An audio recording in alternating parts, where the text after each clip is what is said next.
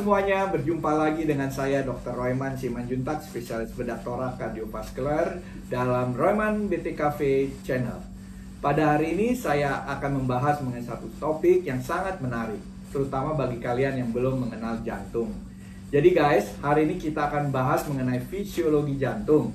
Nonton sampai akhir ya guys, jangan di skip. Jadi guys, jantung merupakan organ vital tubuh yang berfungsi memompa darah ke seluruh tubuh untuk membawa oksigen dan bahan pokok yang dibutuhkan sel untuk kelangsungan hidupnya. Besar jantung itu diperkirakan sebesar genggaman tangan seorang, yang letaknya itu berada di sebelah kiri garis tengah tubuh, superior dari permukaan diafragma. Diafragma itu ini guys, ya. Terus anterior columna vertebralis dan posterior dari sternum. Sternum ini tulang yang keras ini. Nah guys, kalian tahu kira-kira berapa berat jantung itu? Jadi guys, rata-rata jantung kita memiliki berat sekitar 300 gram. Meskipun itu, berat dari jantung masing-masing orang pasti berbeda. Dipengaruhi oleh beberapa hal, seperti usia, jenis kelamin, berat badan, dan juga beratnya aktivitas fisik dan lain-lain. Jantung dewasa normal berdetak sekitar 60 hingga 80 kali per menit dan dapat memompa sekitar 70 ml darah dari kedua ventrikel setiap kali berdetak. Jantung menjalankan fungsinya sebagai pompa, melibatkan banyak struktur yang terkandung di dalamnya, meliputi sistem konduksi, ya, sistem listrik kita sebut atau PLN kalau bahasa awamnya, potensial aksi dan katup, ya. Ketiganya bekerja sinergis dan terkoordinasi baik untuk menghasilkan suatu aktivitas mekanik sebagai pompa. Sistem konduksi atau tadi sistem listrik atau PLN tadi meliputi sinoatrial node yang kita sebut SA node atau atrioventricular node yang kita sebut AV node, bundle of His yang nanti bercabang ke kiri dan ke kanan dilanjutkan dengan serabut Purkinje. SA node berperan sebagai generator tertinggi yang setiap saat menghasilkan impuls. Impuls dari SA node mengalami penyaringan di AV node sehingga tidak semua impuls bisa masuk ke ventrikel atau bilik. Impuls dilanjutkan akan menyebar ke ventrikel kanan atau bilik kanan melalui cabang berkas kanan dan ke ventrikel kiri melalui cabang berkas kiri dan berakhir di serabut Purkinje. Sistem konduksi dihasilkan oleh suatu sel yang bersifat otoritmis. Apa yang disebut otoritmis? Maksudnya adalah sel ini dapat menginisiasi potensial aksi dan juga sebagai pacemaker. Dalam mencetuskan potensial aksi, sel ini melibatkan influx kalsium sehingga akan terjadi pergerakan ion lain dan menggerakkan kestabilan membran sel yang kemudian terciptalah aktivitas potensial. Siklus jantung terdiri dari sistole atrium dan ventrikel, diastole atrium dan ventrikel. Di antara fase sistole dan diastole terdapat fase kontraksi dan relaksasi tanpa ada perubahan volume yang kita kenal dengan fase isovolumic contraction dan isovolumic relaxation. Nah, kalian pasti penasaran bagaimana darah dapat terpompa dari atrium ke ventrikel, kemudian ke peredaran darah. Inti dari mekanisme tersebut terletak pada perbedaan tekanan pada ruang atrium, ventrikel, dan aorta atau arteri pulmonal. Bagaimana perbedaan tekanan pada ruang-ruang tersebut terbentuk?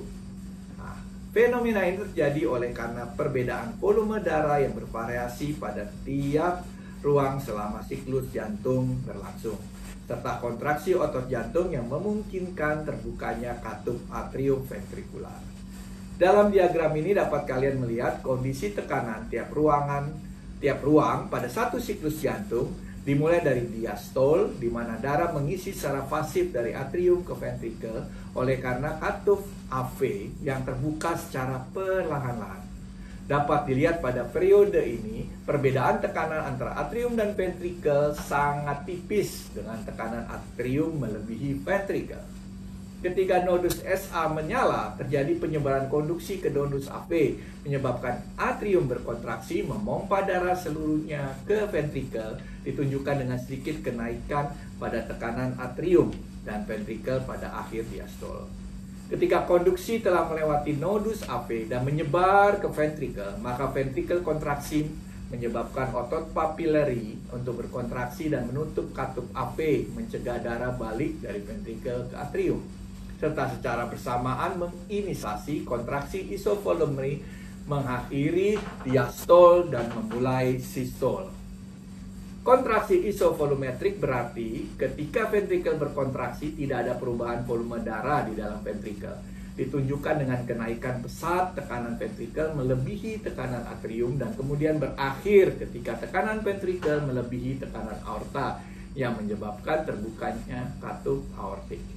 Bersamaan dengan terbukanya katup aortik darah dan ventrikel terpompa ke peredaran darah besar. Setelah darah selesai dipompa dari ventrikel, tekanan ventrikel berkurang dan tekanan aorta melebihi ventrikel menyebabkan katup aortik menutup mengakhiri sistol. Setelah berakhirnya sistol, maka diastol mulai kembali dengan terjadinya relaksasi isovolumetrik pada ruangan ventrikel hingga lebih rendah dari tekanan atrium dan katup AP terbuka secara perlahan dan pengisian darah pasif dari atrium ke ventrikel terulang kembali. Ya guys, dapat diingat bahwa pada sistol darah mengisi ruang atrium sehingga pada diastol darah mengisi ruang sistol sehingga pada siklus jantung tidak ada ruang yang kosong. Sekarang kita akan lanjut pada aktivitas listrik jantung. Aktivitas listrik jantung yang ditimbulkan oleh potensial aksi yang akan tercatat di dalam elektrokardiogram. Aktivitas listrik akan diikuti aktivitas mekanik menghasilkan detak jantung dan stroke volume yang kemudian membentuk cardiac output. Stroke volume sendiri adalah volume darah yang dikeluarkan oleh jantung dalam sekali kontraksi, sedangkan cardiac output merupakan perkalian antara stroke volume dengan heart rate. Dalam memenuhi kebutuhan nutrisi dalam setiap organ ataupun jaringan, tubuh kita memiliki sebuah sistem yang disebut dengan sistem peredaran darah. Secara garis besar, sistem peredaran darah dibagi menjadi tiga, yaitu sistem peredaran darah kecil dan sistem peredaran darah besar, dan sistem peredaran darah koroner jantung. Sistem peredaran darah kecil dimulai dari ventrikel kanan, darah mengalir ke paru-paru melalui arteri pulmonal untuk mengambil oksigen dan melepaskan karbon dioksida, kemudian masuk ke atrium kiri. Sistem peredaran darah kecil ini berfungsi untuk membersihkan darah yang setelah beredar ke seluruh tubuh memasuki atrium kanan dengan kadar oksigen yang rendah antara 60-70% serta kadar karbon dioksida tinggi antara 40-45%. Setelah beredar melalui kedua paru-paru, kadar zat oksigen meningkat menjadi sekitar 96% dan sebaliknya kadar zat karbon dioksida menurun. Proses pembersihan gas dalam jaringan paru-paru berlangsung di alveoli, di mana gas oksigen disadap oleh komponen Hb. Sebaliknya, gas karbon dioksida dikeluarkan bagian melalui udara pernapasan. Sistem peredaran darah besar akan bermulai ketika darah yang kaya oksigen dari atrium kiri memasuki ventrikel kiri melalui katup mitral atau katup bicuspidal untuk kemudian dipompakan ke seluruh tubuh melalui katup aorta, di mana darah tersebut membawa zat oksigen serta nutrisi yang diperlukan oleh tubuh melewati pembuluh darah besar atau arteri yang kemudian disuplai ke seluruh tubuh. Sistem peredaran darah koroner berbeda dengan sistem peredaran darah kecil maupun besar. Artinya sistem ini memiliki keunikan di mana tugasnya hanya untuk menyuplai darah ke otot jantung melalui pembuluh koroner dan kemudian kembali melalui pembuluh balik yang menyatu serta bermuara langsung ke dalam ventrikel kanan. Melalui sistem peredaran darah koroner ini juga jantung mendapatkan oksigen serta zat-zat lain agar dapat menggerakkan jantung sesuai dengan fungsinya.